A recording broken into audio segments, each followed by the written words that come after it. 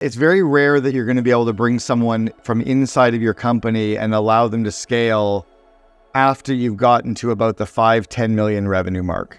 When you get to about 5 or 10 million in revenue, you're starting to bring outside experts that have the wisdom, have P&L responsibility, have the autonomy. They've built 3 or 4 companies before, and they know what they're doing.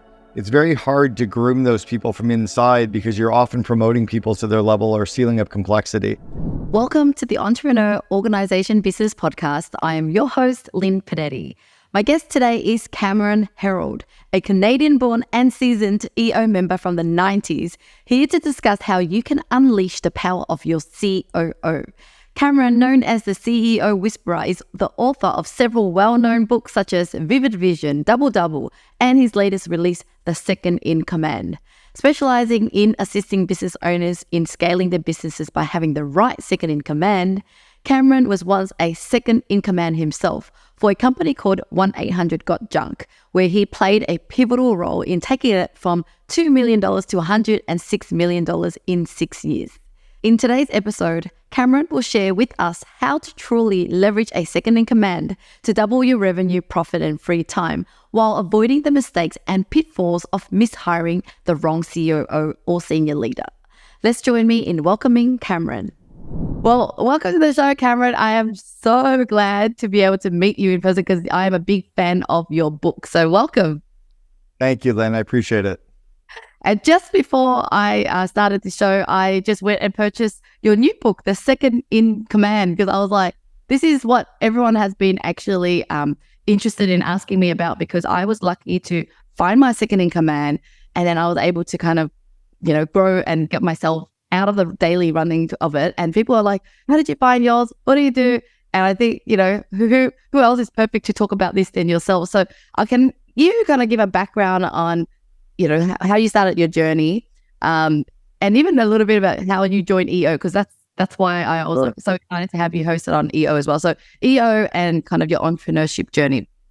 Yeah, so I got very well known for being the second in command of a company called 1-800-GOT-JUNK, and I grew them from 2 million in revenue to 106 million in revenue in 6 years, including opening them up in Australia back in 2004. We hired someone over Zoom and opened over Skype back then. But prior to that, I built 2 EO qualifying companies where I was a partner in 2 companies. And I was in a forum with Brian, who is the founder of what was called the Rubbish Boys and became 1-800-GOT-JUNK. So for 4.5 years, he watched me build 2 other companies. We built the largest collision repair chain in North America. In Canada, it's called Boyd Auto Body. United States, it's called Gerber Auto Collision. It's now a $2 billion company. And then I also built a private currency company that we built and sold. So he got to watch me build these 2 companies where I was really the second in command and a minority partner in both. And then after that, he asked me if I would join him. So I no longer qualified for EO because I was no longer a partner in the company, but I was his second in command, or COO. We built that up, and we built such a strong business with a lot of growth. We ranked as the number 2 company in Canada to work for. And all of these EO chapters started asking me to come and speak to explain what we were doing and how we did it. And then why was it that I was able to do this 4 times? So that was kind of what began my career. Wrote a couple of books back in the early days. I've now written 6 books. And my most recent is called The Second in Command, because I started an organization similar to EO, but no entrepreneurs are allowed to join. I started a group called the COO Alliance, which is the only mastermind of its kind in the world for the second in command. And that's really kind of where it all started and where we are today. Oh, that is amazing. What an achievement. So when did you join EO? And yeah, like a little bit of the journey, because I know a lot of our listeners are from EO here. Yeah, I joined EO back in 1995. It was originally called YEO. It was the Young Entrepreneurs Organization. Vern Harnish founded it. And I was very busy, didn't have time, had all the excuses why I couldn't go. And I met with a guy named John Mara and his wife, Joan, and they convinced me that if I was too busy, the business was running me. I wasn't running the business. And that really stuck with me. And I was like, damn it, I need to join. So I joined EO, got into a forum, and I really got into EO right away. I jumped in with both feet. I got onto the board the next year. I got onto the international board in my 3rd year. I led forum. I went to globals. I went to universities. I went to GLCs. I really immersed myself in the community. And because I did that, I grew my brand, but I also grew my confidence as an entrepreneur. And then I also really grew my skill set in realizing I didn't have to know how to do it. I just had to know the people who knew how to do it and do what they were doing. And that really was my starting point. And then I luckily met Brian, who was in my forum. Actually, I was in forum for a year before he joined us. He joined us doing $993,000 a year. He barely was just under the $1 million mark. He was a 26-year-old garbage man. And we said, yeah, we'll let you join. And it was called the Rubbish Boys. But I had already built a franchise or two franchise companies by that point. So he was watching me and learning from me. We became very, very close friends. I started really helping and influencing him on growing his business, franchising for the first time, hiring his first franchisee, who's now an EO member as well. And that kind of was the journey. We also had a goal to grow our franchisees to be big enough where they could become EO members. And I think we have about 30 franchisees that are now members of EO, some of them doing $30, $40 million a year as franchisees. Wow, that is impressive. Okay, so let's talk about the new book, because obviously that is, the foundation. You probably covered so much. So can you share with us, what are some of the things that we can get, what are some of the questions we could get answered in your book? One is, I guess, what is a second in command and why do I hire one or why do I need one? Another one would be like, where do we find them? Once we have them, what do we do with them? So if I kind of back up, I'll start with that. The reason I called the book The Second in Command is we've had a lot of title inflation in companies. A lot of entrepreneurial companies gave out big titles to people who either didn't deserve them, didn't really have the roles and responsibilities to match that title, nor did they have the compensation in place to match the title. Maybe they had a head of marketing that was really a marketing manager or a director of marketing. They called them a chief marketing officer because they didn't think the title meant very much. But chief marketing officers earn $250,000 to $450,000 a year. If you've called somebody a chief marketing officer and you're paying them $120,000 a year, they're probably a director of marketing. Very similar to the second in command role. It could be an operations manager, could be a project manager, could be a chief of staff, executive assistant, VP operations, or maybe a COO. But it depends on the roles and responsibilities, the level of strategic insight they have, the amount of P&L responsibility they have, the amount of autonomy they can have in their role, and the amount of salary you're willing to pay them. That determines the title. So instead of me calling it the COO handbook, I called it the second in command to kind of cover that. So that's the first part is, what are they? Well, the second in command is really the yin to the yang of the CEO. They're supposed to be good at everything the CEO sucks at. They're supposed to love working on all the areas that drain the CEO of energy. And what's very different about the COO role, I was a very good COO for Brian in Brian's company at the stage of growth that his company was in. Their current COO, who's taken them, up to $450 million in revenue, would have been a horrible COO for the first 6 years because he wasn't entrepreneurial. He didn't know how to build a franchise company. So like I was perfect for that 6.5-year season, Eric has been perfect for the last 10-year season. I also was such a good second in command for Eric's company, but I would have been a horrible COO for Naomi Simpson from Red Balloon days. Or I would probably be a horrible COO for your company because I don't necessarily match your strengths or your weaknesses or the size of company you're in or the industry that you're in. It's a very unique role. So when you're looking for a COO, you have to really know yourself before you know what you're looking for in that partner. Okay. And so what is the best way to find one? Is it then really someone coming from the bottom up and over the years turn into one? Or, what are the chances of actually plucking someone from outside? Yeah, it's very rare that you're going to be able to bring someone from inside of your company and allow them to scale after you've gotten to about the 5-10 million revenue mark.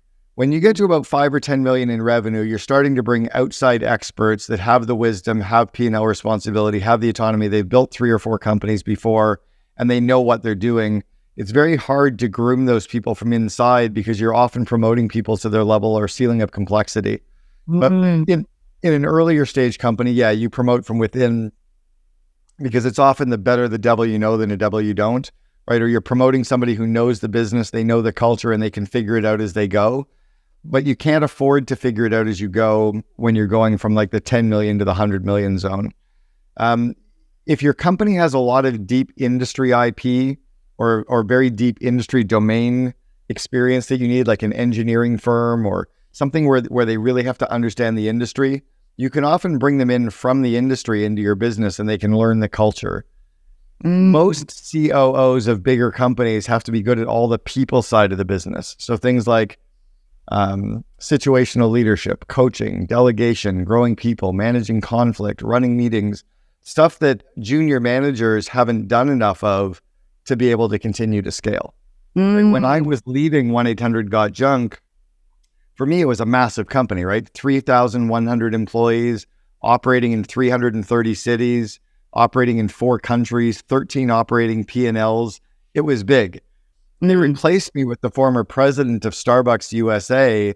And Lonnie came in and said, what a cute little company. Because she'd come in with this big, industry experience. So you can't promote somebody from within forever. Wow, that is so interesting. So this leads me to what is the situation when you've got your second in command for a period of time? Now you're needing a new one. What happens to the previous second in command? Where do they go? I actually talk about that in my book, and I call it The Party's Over.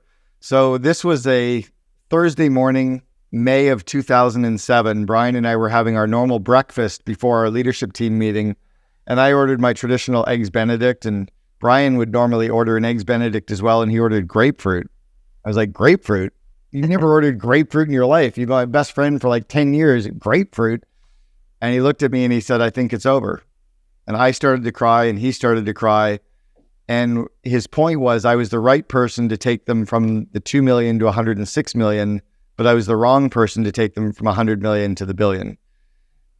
And we were dysfunctionally crying. Brian actually made me take a taxi home and he drove my car home because I was incapable of driving. It was the right decision. It was very hard, but what he recognized was I was the right person for the season and to match him and to do everything we needed. But once the company got to that corporate kind of adult size, I didn't have those skill sets to scale the company. So he had to then go out and find the person for the next season that the company was in.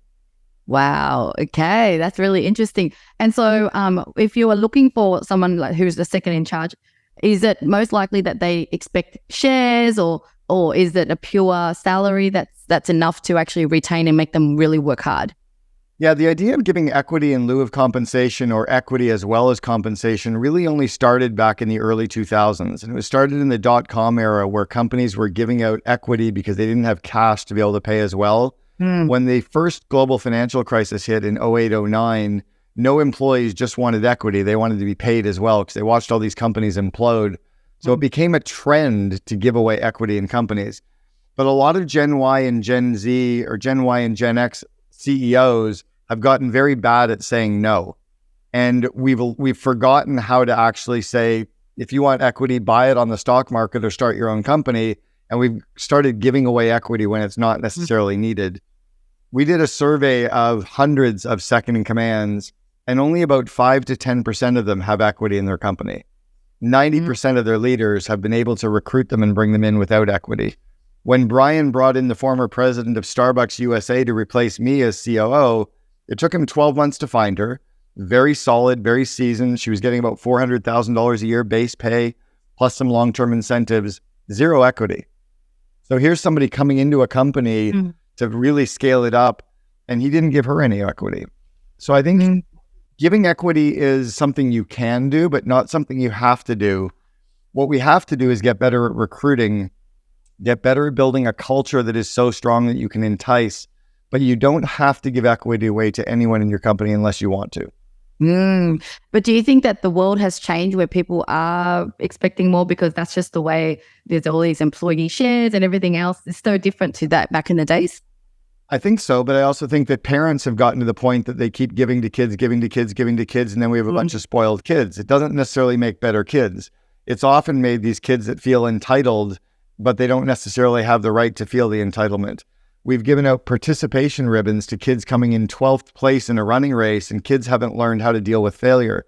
So I don't think the again, I'm very in touch with it because I run an organization of second in commands from all over the world today, and 95% of our members of the COO Alliance have no equity. And these are people running $50 million companies, $100 million companies, publicly traded companies. I think the general idea is that you give away equity, but in practicality, not very many companies are doing it. The other part is that in practicality, when you give away equity, it's often such a small amount that it's not really worth much anyway, that you can actually pay someone a little bit more and retain them and keep them. You can give them more vacation time. Like in Australia, you're used to giving 6 weeks vacation. For a North American company, if you give 6 weeks vacation, you're amongst the best in the world in North America giving. So you create a better culture. It doesn't always have to be equity.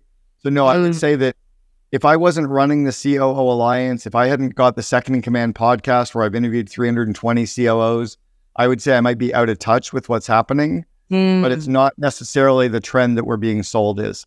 I think Gen Y have gotten very good at asking for it. Gen Y, like you get an executive assistant coming in saying, I need equity to join you as an EA.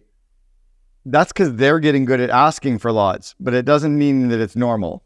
Yeah. Okay. Interesting to know and glad to know too.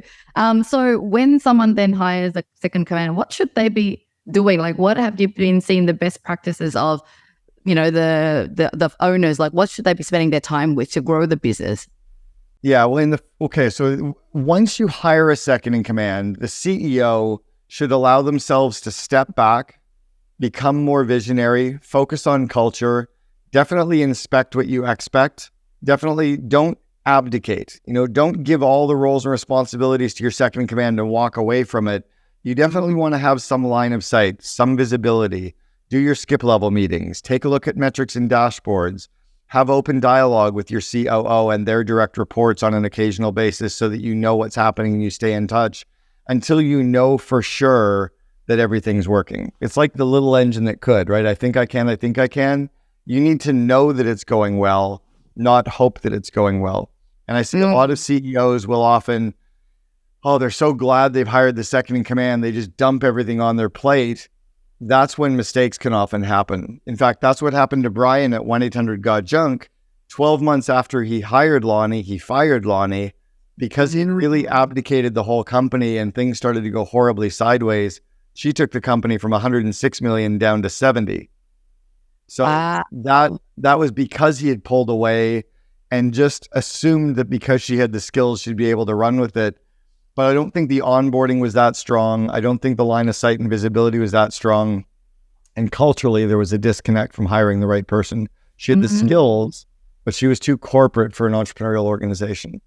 Wow, that is so interesting. It's so true. I can, I remember some of my own personal experience with my own husband's business where he hired someone and basically just said, you've got all the qualifications and skills, so run with it because I don't know anything. But that's when you lose touch with your business. So yeah, it's just a great highlight to show that even if you hire someone really experienced and skilled, they still need some transition time. So like, how long do you think that transition time is when you're working with anybody in this role? For sure, a year. I mean, it really takes at least 6 months to a year for the COO to truly know the culture, to truly know the people, to truly be able to, understand everything, to truly understand that industry, for them to have built trust in their direct reports and the team and the market. It's at least 6 months to a year for them to really, really be able to kind of completely run in sync with you where they're, they can complete your sentences and they can read your thoughts.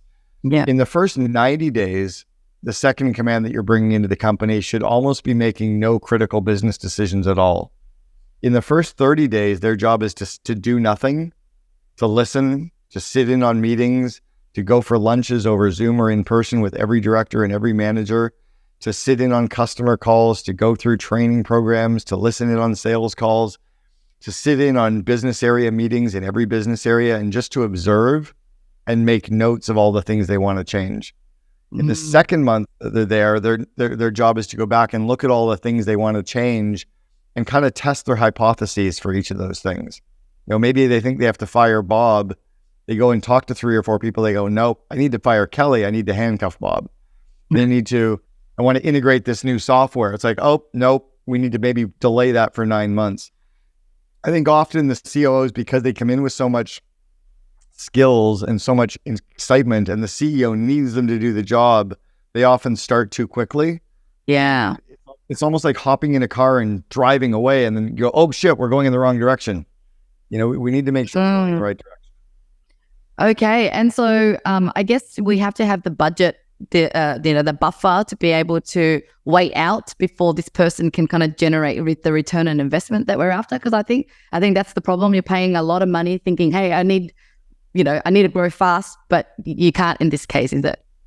Exactly. And one of the key things I've noticed as well is often entrepreneurs hire the second in command before they actually need them. So here's a really good kind of phrase that everyone listening needs to ask themselves. If you don't have an executive assistant, you are one. Mm-hmm. And for most of us who don't have an executive assistant yet, we need to hire the EA first.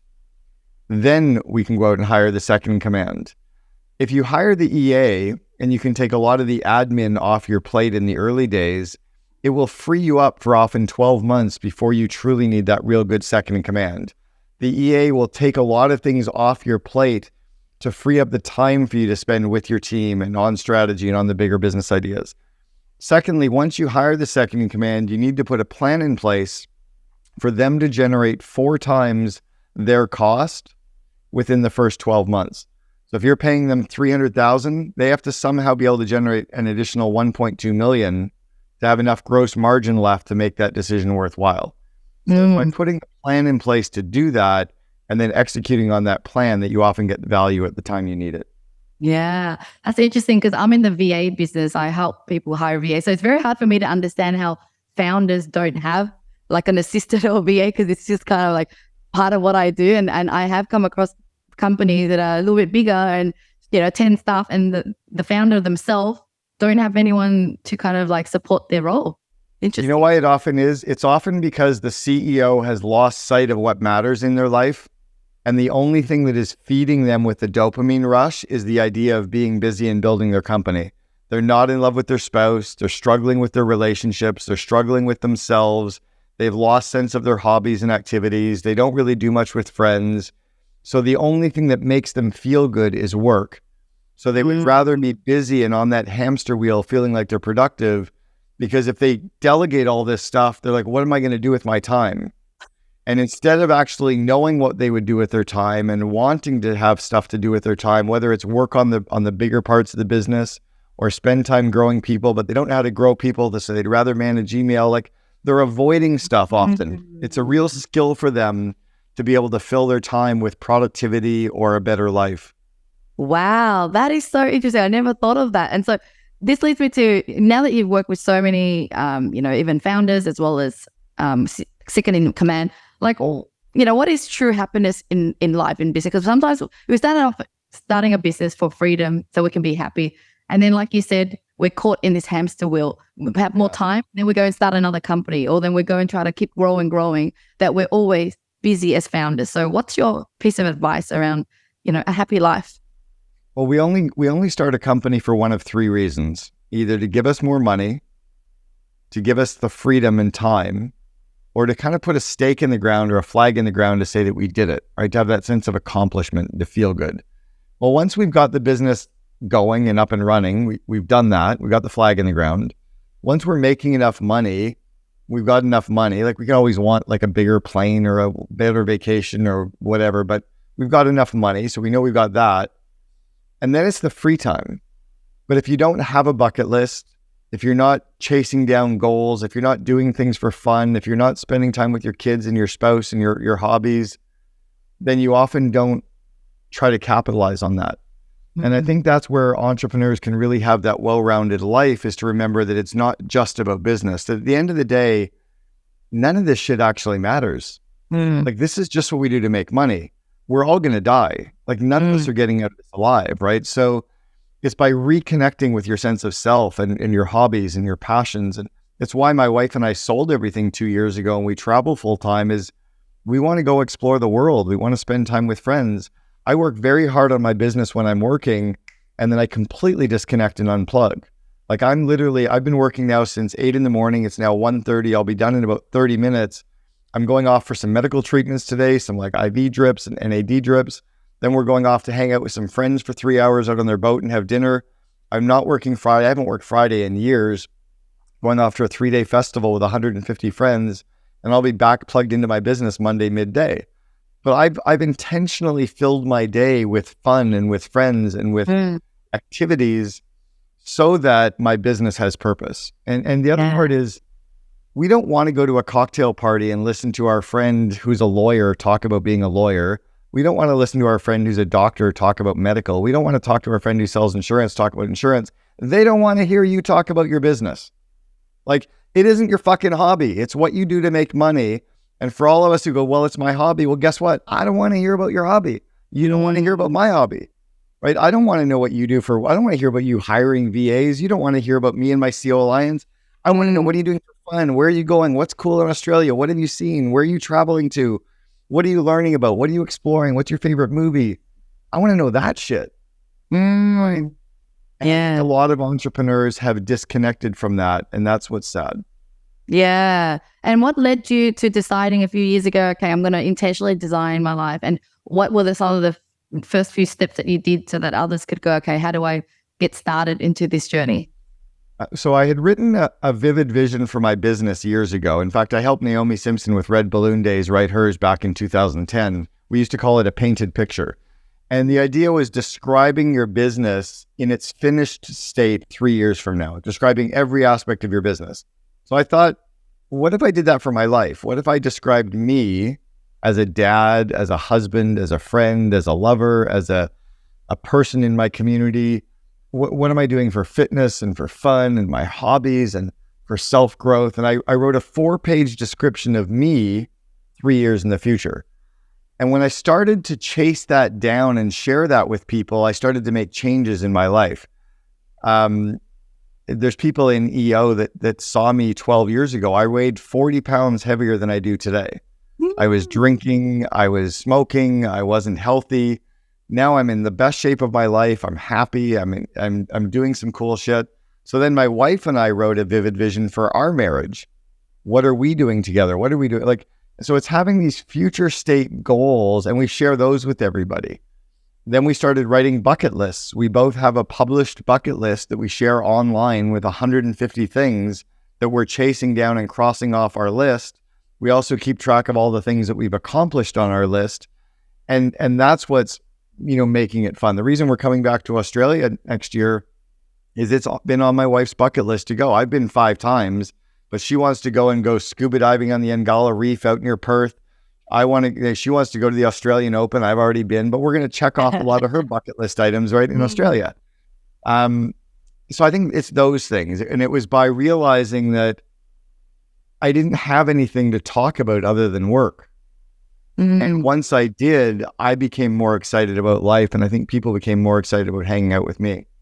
That is so cool. We're very aligned because I too have designed my life through that just by working with a coach. And I even title myself as a semi-retired founder now because I realize I work kind of half time and half I say to people, I'm still busy, just busy doing other things like family and travel, rather than just what I found is I starting more businesses.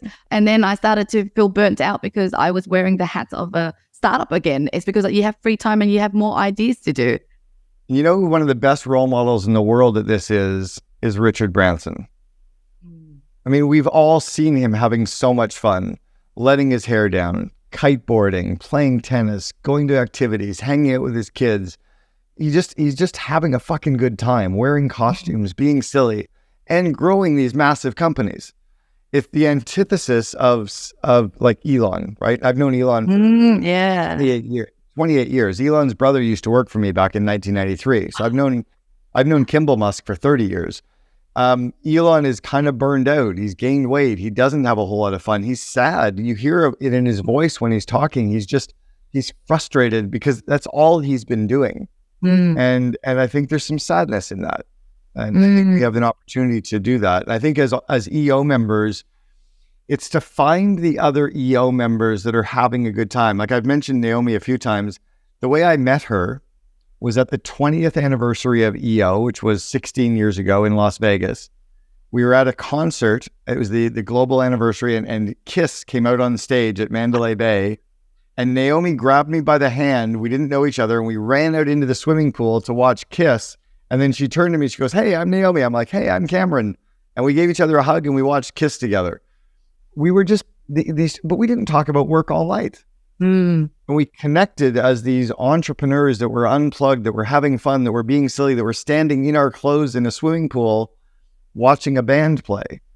That's the shit that matters. Yeah. And that's what truly makes you happy, right? Like, how would you rate your happiness level now that you've designed this life versus, the way it was before?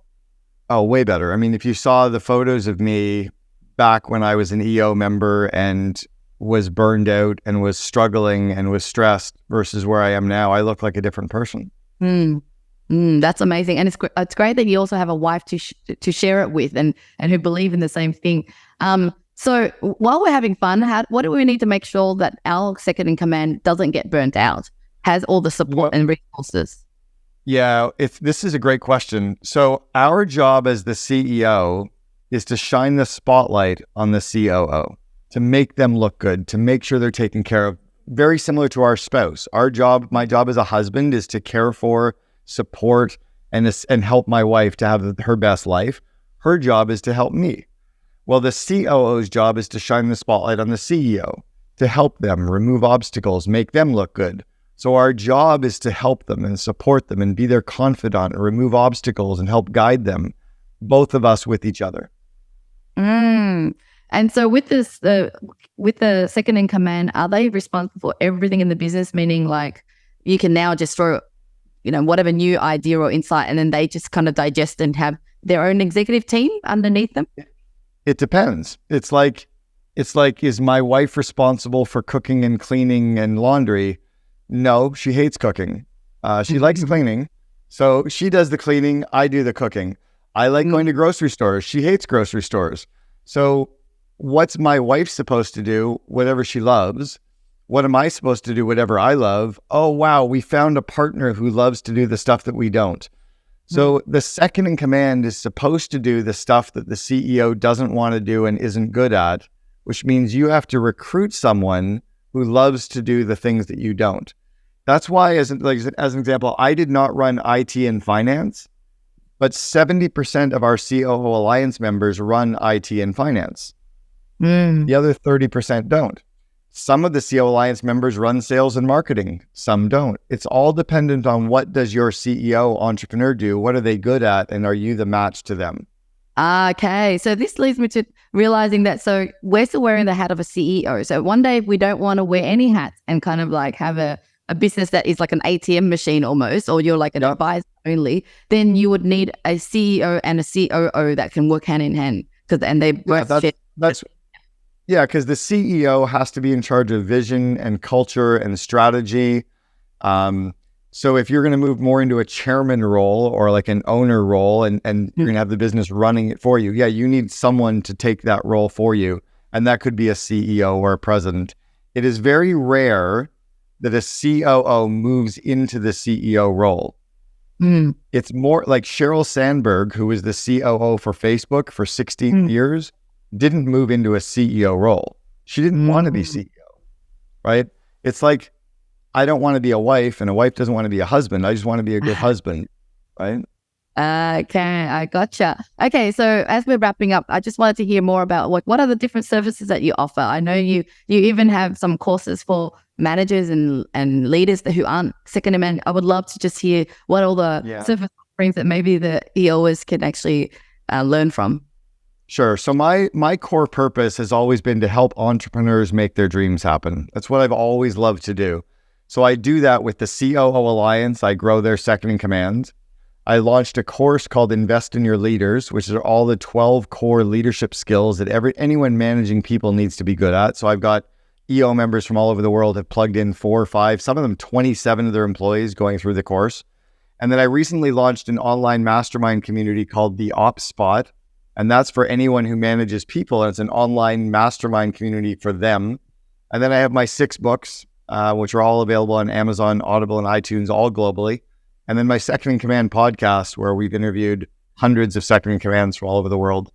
And then my YouTube channel. So there's lots of content out there I give away for free. That is awesome. I'm going to make sure I put it all in the description of this video below.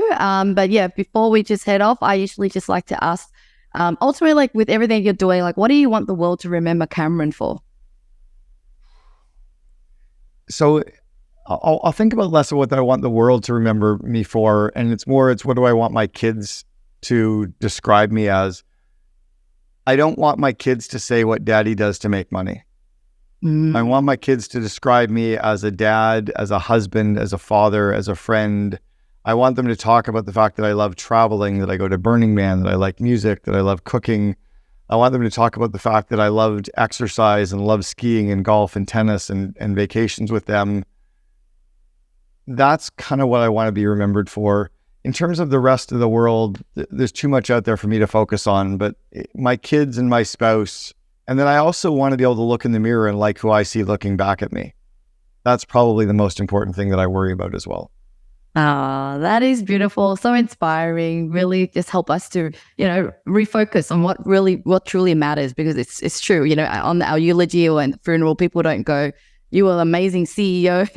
I mean, they might, but at the end of the day, it's how you spend those quality time with them. Yeah. Well, thank you so much, Cameron, for the opportunity to talk to you. And I can't wait to bring you into EO Sydney to talk to us more next year as I become, one of the board members there. But thank you so much for your time today. Thanks, Lynn. Really appreciate it. Great meeting you.